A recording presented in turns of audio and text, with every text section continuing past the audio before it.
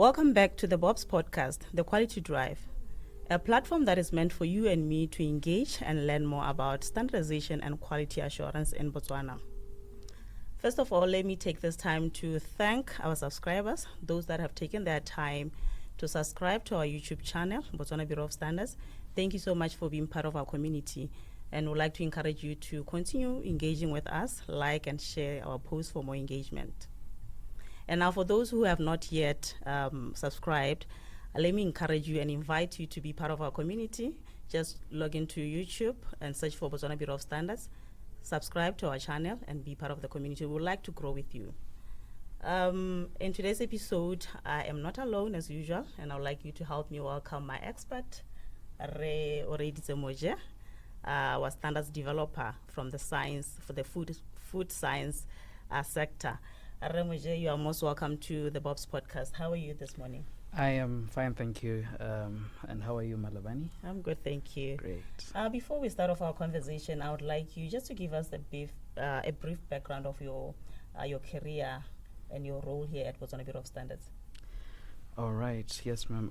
I'm actually working as a standards writer or standards officer who is responsible for development of standards within the food and agriculture sector. Thank you. Thank you so much. And I know that you also have roles outside Botswana. You serve in the ASO, in the committees in ASO and at the international level at ISO. Can you tell us more about that? That is very true, yes, ma'am. I participate at ASO committees, specifically ASO TC03, which speaks to fish and fishery products, as well as ASO TC05, which speaks to horticulture.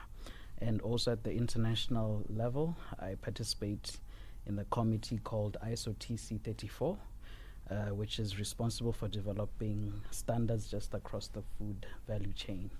Thank you. Oh, that's brilliant, and we thank you so much for your efforts. Thank you. Today's conversation, the industry. We know a lot has been happening recently, and our focus today is on food safety, specifically looking at the standard for requirements for a hazard analysis and critical control point system, which is BOS 686 of 2015. Can you take us through the scope of the standard and what is it about? Thank you very much for the question. Maybe before I get to the scope of the standard, I'd just like to give a definition of what HACCP is, the hazard analysis critical control point. So hazard analysis critical control point is a system that identifies, evaluates, and controls hazards that are significant to food safety. So basically, we are looking at an organization, and that particular organization needs to be able to identify all the hazards that could potentially contribute to unsafe production of foods. Yes, ma'am. Okay. Now we have the standard as a Botswana standard. So name me site ba gantseleng hela ha o ka re share le baretsi. Standard is a tota se itebagantse le tsone the requirements for the development, implementation, and maintenance of a HACCP system as a preventative system to enhance the safety of foods. So basically what we're saying is organizations should be proactive in actually preventing food safety incidents. So by implementing this system, they're actually being proactive by putting together preventative measures that could actually lead them to producing food which is safe for consumers, right from the farm to the fork. Yes. So basically it covers the whole food value chain. So the HACCP system should be actually be implemented across all stages of production.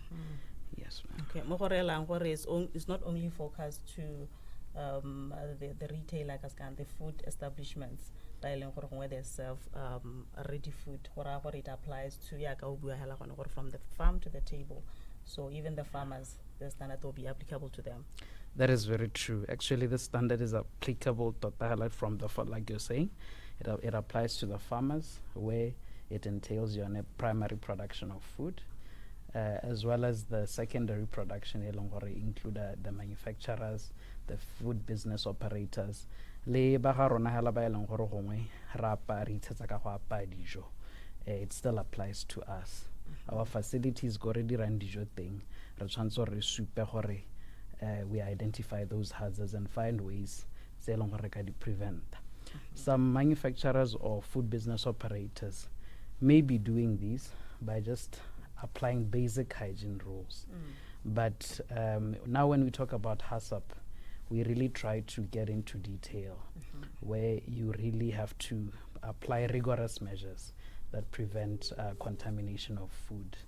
So, but basically, what we're trying to teach the food business operators, they need to implement the system so that it's approach it's systematized within the facilities. Different stages for HACCP,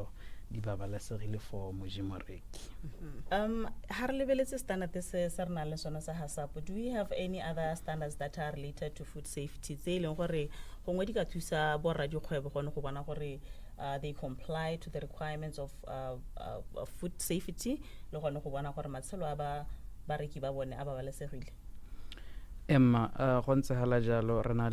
Additional standards that are closely related to this HACCP standard. We have BOSS 690 of 2015, titled Food Safety Management System Requirements for Prerequisite Programs. So this particular standard the requirements for the development, implementation, maintenance, and continual improvement of the prerequisite programs for the food safety management system. I'll touch on these prerequisite programs. And then the other standard that is closely related is on a standard BOSS ISO 22000. The food safety management system, requirements for any organization in the food chain. So this international standard specified the requirements for food safety management system, where an organization in the food chain needs to demonstrate the ability to control food safety hazards in order to ensure that food is safe at the time of human consumption. So this particular one, the management system, actually it can be used for certification purposes for the companies like certify against this particular standard. But it's closely tied to SONASA HACCP because the HACCP one is more of an operational standard that really makes you or helps you to achieve food safety holistically. We do have other standards like BOSS ISO 22000, the food safety management system.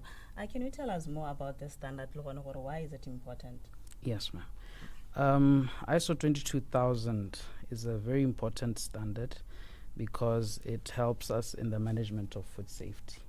So it helps us also to identify one of these potential hazards that could compromise the quality and safety of our food products.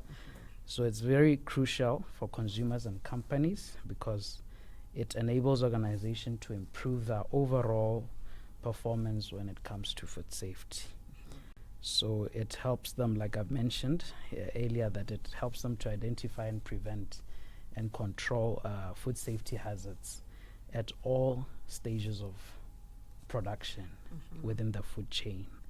That is from farm to fork. And then the standard is applicable to all organizations, regardless of the size or complexity of the organization involved in food production. So this includes the suppliers as well of the food contact materials, as well as retail stores, catering and other related services. Recently we are experiencing a number of incidences there is that non-compliance out there. referencing this incident. What is the problem? Are we saying that people don't know about this, the requirements, the processes and the systems that can help them to eventually comply and achieve this level of safety in their establishments? Yes, ma'am. What I can point out is that organizations are not doing enough in terms of protecting consumers in terms of food safety. So the reason why I'm saying they're not doing enough is because we should be able to see retail stores actually seeking for advice in terms of third-party certification, where they're able to certify the organizations against ISO 22000. Because when they have somebody who is a third party and accounts to them that they're not producing food in a hygienic manner, it helps them such that by implement all the food hygiene procedures. So habana le mongwe yo long gore tla tsama antse a ba checka a ba tlhodumela go tlhola gore a ba dira dilo ka hatsamaisong ke gone jaaka ba ka achieve yone food safety. But ha ba sena ope yo long gore o ba tlhokometse kgotsa go ba thusa gore ba hitlhelle go produce tsone dijo tse leng gore di siametse ba jibareki. Ha go tswalla go na le diemo tse leng gore tsamare di bona gompieno tse leng gore dijo go itlhalwa le gore ga di a babalwa di produce mo mahelong a e leng gore ha sa leng gore a siametse gore go ka direlwa dijo ha teng. So the moment they take a step ya gore ba follow these standards, including even the HACCP one, which really is the baseline, e leng gore ba thusa gore ba hitlhelle go produce dijo tse leng gore di siame. So if they can take those actions, baka thusa tota to promote food safety. Definitely. Aya no haraka bua le leng gore gongwe o mo satsala mo kgwebong yone ya to provide food, kind of the food industry. What can we say about the benefits of having the system in place, the HACCP system in place? How are they going to benefit in implementing and having the system in place? Yes, ma'am. The benefits of complying to these requirements, the HACCP requirements, is that le tokahalo ya pabalesego ya dijo, which is enhanced food safety. E leng gore tlhomamisa gore dijo di babalesegile before di ka goroga ko moreking. And then also e ka thusa in terms of regulatory compliance go obamela melao e leng teng ya dijo e leng gore obviously melao e leng gore ka tlasa Food Control Act will be able to actually fulfill or meet those legal requirements. Because as a food business operator, you should have knowledge kana kitso ya melao e leng teng e leng gore e ama kgwebo e leng gore wa e dira. And then also this improves customer confidence. It builds trust with consumers and stakeholders by demonstrating a commitment to food safety. So customers will have confidence in your products, whether they are safe for consumption. Definitely. And also we look at issues operational efficiency. So processes will be streamlined, and thereby this reduces the risk of food safety incidents. This is because all processes within the value chain di tlhokometswe under one system.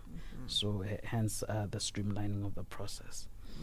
And then this will improve market access in terms of facilitating entry into new markets. For example, you can then be able to export your products, and this also improves competitiveness because consumers obviously would be more inclined to somebody who produce dishes that are safe for human consumption, that have undergone rigorous quality and safety checks.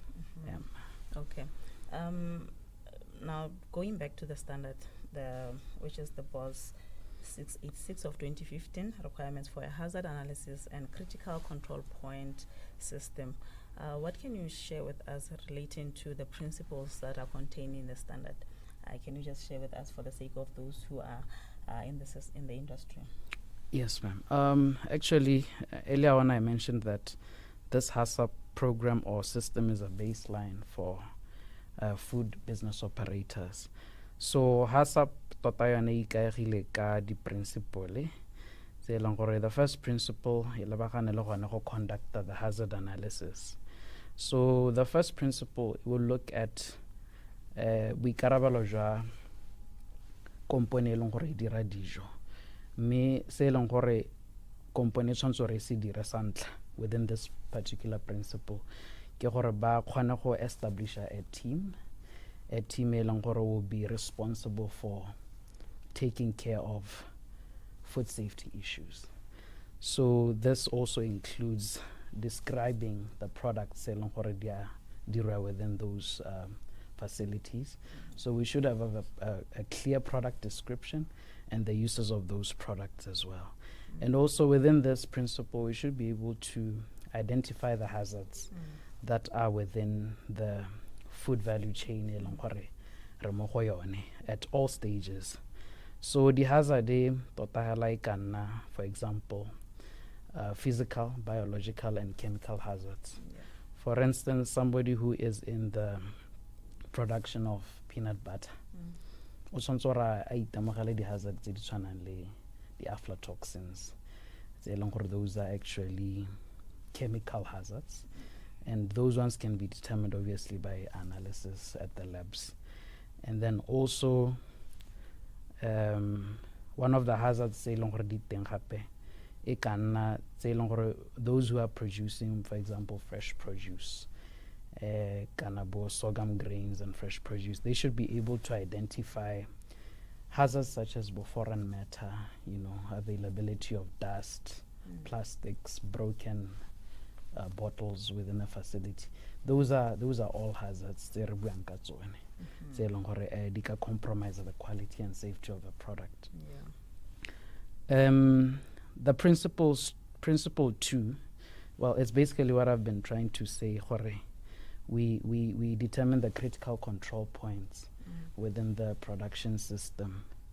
In this case, a critical control point for somebody who's producing peanut butter would be to test on a body aflatoxins. Yes. So those aflatoxins, they need to be identified as a critical control point before actually processing the peanut butter.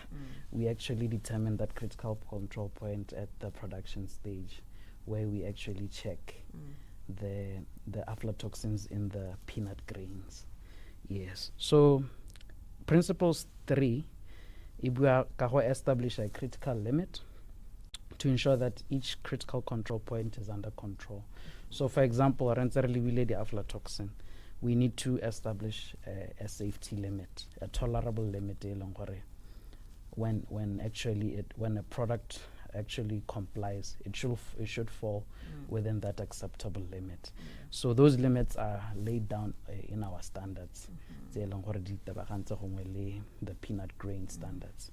So principle 4 talks to establishing a monitoring system to ensure control over each CCP.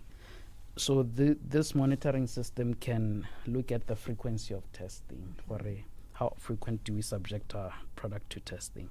And then principle 5 speaks to establishment of a corrective action to be taken when monitoring, which indicates that a particular CCP is moving out of control.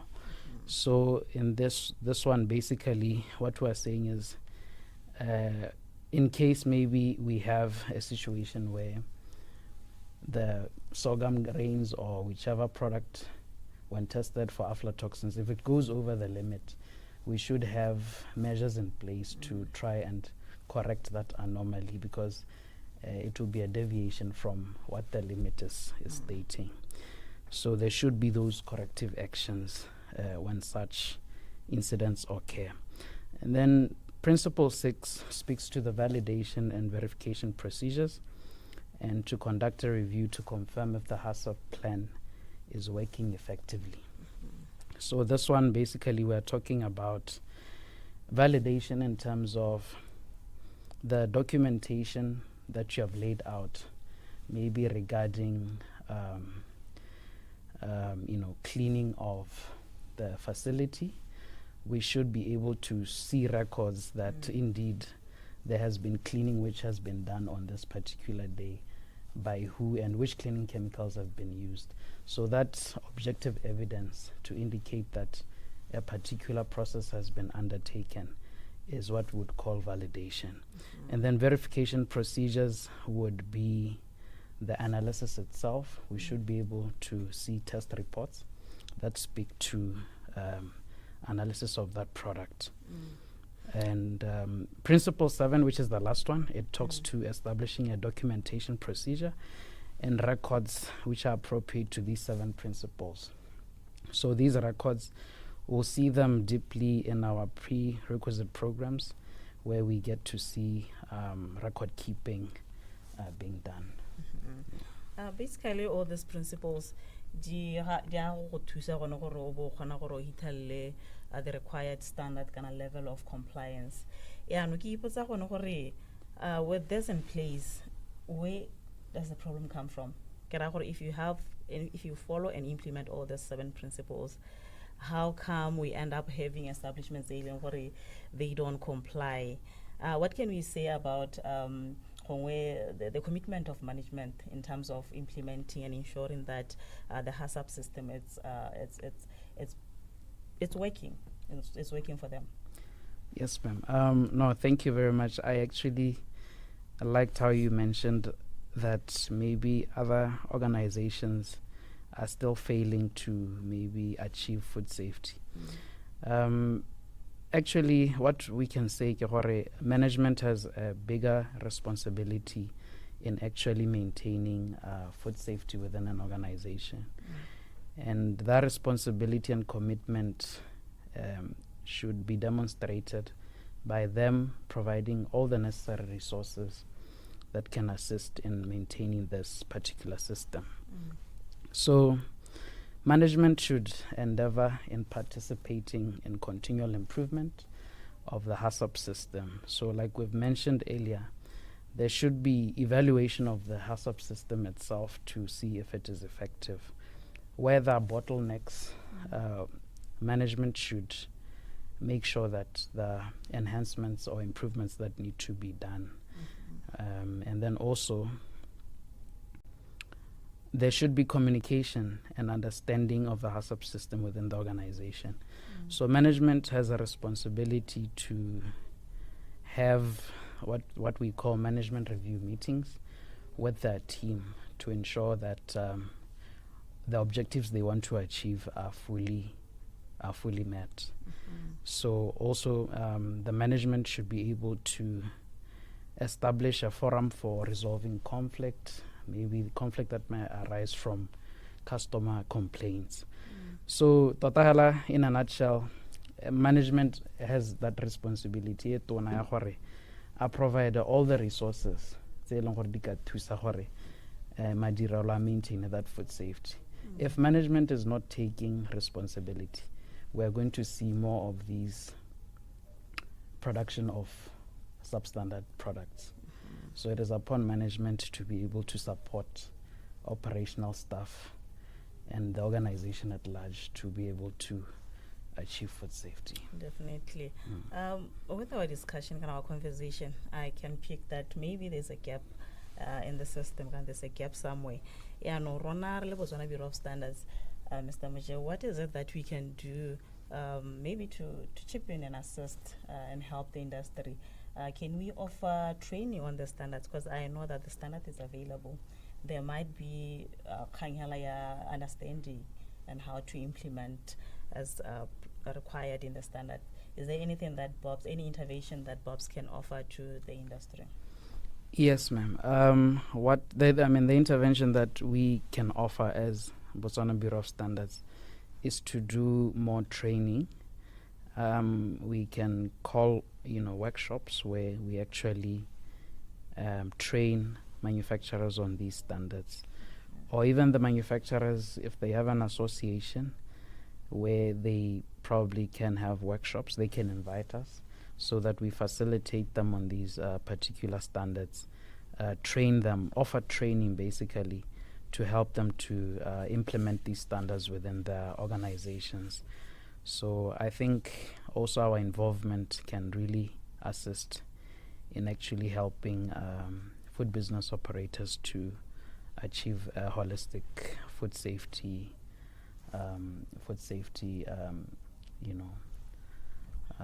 ambitions. Okay. Yeah. And then if there's anyone who is interested in maybe getting the service, who can they contact, who can they talk to? I mean, in terms of conducting and workshopping them on the standard. Yes, ma'am. What actually manufacturers can do, they can contact us directly at Botswana Bureau of Standards or write a letter to Botswana Bureau of Standards requesting for training on food safety standards. Okay. Yes. Now, going back to the system, the HACCP system, what are the prerequisite programs, the PRPs, that are there when setting up a hazard analysis critical control point system? Can you share with us a bit of that? Thank you, ma'am.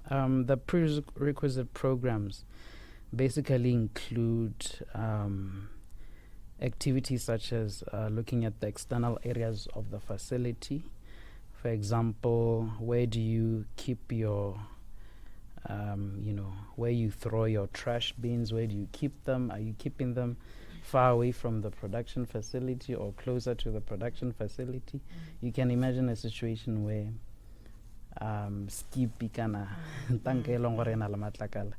it's closer to the production facility. Yeah. That basically can cause cross contamination. So it's how far do you keep your waste? So waste management. Then we look at the building structure, ablution facilities, the distribution and storage facilities. Is your building structure appropriate for the manufacturing that you intend to do? Have you actually provided proper flooring in terms of, being able to clean the floors? Is the floor smooth? Is it well, is the building well ventilated to actually provide a proper temperature for production of those products? So we also look at ablution facilities. Are there ablution facilities, first of all, for your workers there, including the showers? Oh. Yeah, in some instances or production facilities, there should be showering facilities for the workers. Okay. Yes, and then also the storage facilities. Do you have proper warehousing equipment? Are you storing your final product a few 1 meters above the ground, or maybe 15 centimeters above the ground? Because products should not be seen more grounding, more surfacing a ground. So it should be a certain distance from the ground. And then also we look at the construction of the equipment. Are you using the right equipment, which is stainless steel, for example? Because we don't want a situation where you're using equipment that is easy to rust. Yeah, so that poses a food safety hazard. And then also we look at the maintenance program. Do you have a maintenance program for your facility, for your equipment? Do you calibrate well in time your products, your equipment, and so on? And then we look at the cleaning and disinfection program. Do you have a cleaning program or procedures for cleaning and disinfecting? And then we look at the pest control program as well. There should be a pest control program in place. If you are to hire a subcontractor, we can help you in this regard to manage pests. You can do that. And then also refuse and waste control programs should be in place. Services such as provision of water should be in place. Personal hygiene programs also, like I had mentioned, provision of the ablution and showering facilities. And then the product recall and traceability program should be in place in case where there are food safety incidents within a retail store. We should be able to trace what a product from which manufacturing entity. And then also there should be a procedure for control of suppliers, because obviously in this setup you have different suppliers of different ingredients, raw materials and so on. And also there should be relevant training programs and relevant records. So training in this instance can just be as simple as training people on personal hygiene within the organization. You don't have to spend money to go and train people on personal hygiene. Yes, you can do that. That's a plus.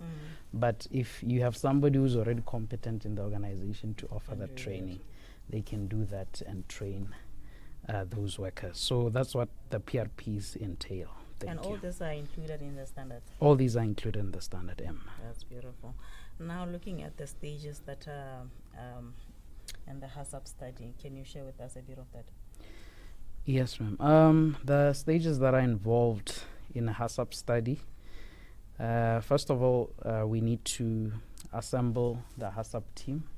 Ke team e leng gore tota itebagantse le go make sure gore the hazard analysis critical control point system is in place. They're the custodian of the system, basically. So we should have a HACCP team. And HACCP team comprises of everybody within the organization. It doesn't matter where go marketing or wherever. Kind of production. So you still form a part of the HACCP team. And then also we describe the product. Stage 2, you have to describe the product and its uses. And then stage 3, you look at the identification of the intended use of the product. And then stage 4 looks at the construction of a product flow diagram, right from, raw material reception to final product dispatch. So then we also look at arranging on-site confirmation of the flow diagram. So whatever it is that you have drawn in the flow diagram should happen real time. Yes, ma'am. So all this beautiful information that you have been discussing, Mr. Moja, one will wonder why do we continue to have the same problem that we have currently? Why is that establishments do not conform to specifications? Maybe can you just share with us with regards to the implementation and the enforcement of the standard? The standard is there, it's available. Is it enforceable by law? Is it compulsory for the standard to be in place and to be enforced or not? And also, if not, can you share with us the relevant stakeholders that are currently at the forefront of ensuring that there is compliance in the food industry? Yes, ma'am. Basically, this standard currently is a voluntary standard, and it's not enforceable by law. Because earlier on I spoke about certification, because certification is a voluntary process. But for this particular standard, we encourage regulators to actually adopt the standard in the regulations to be able to enforce the standard within the food space or the food value chain. So if we see a lot more regulators being able to adopt the standard and enforcing it, making it compulsory within the regulation, that can actually help in terms of ensuring that manufacturers produce safe food. And then also we are working alongside the Ministry of Health, who are also responsible in promoting food safety across different food business operators. So the Ministry of Health is doing their best to go around these food business operations to ensure that they comply to legal requirements. And we have also advised the ministry also to reference these standards as they go about enforcing their regulations. So we do work hand in hand with them. We collaborate with them to promote food safety. Yeah. Are there any other stakeholders that were involved when developing the standard when it comes to the food safety space? Yes, ma'am. During the development of the standard, we had the Ministry of Agriculture involved in developing the standard, the Ministry of Health. We also have farmers associations, testing laboratories, as well as milling companies. And also from academia, we had Buan, who actually contributed as well in development of the standards, as well as consumer representatives, organizations such as Competition and Consumer Authority, as well as non-governmental organizations have been part of our committees. Then the retail stores, Banale, do they have a representative in the committee? Yes, ma'am. Thank you for raising that one. Emma, we do have retail stores as actually part of our committees to actually form part of these standards. Okay. Now, as we are heading towards the end of our conversation,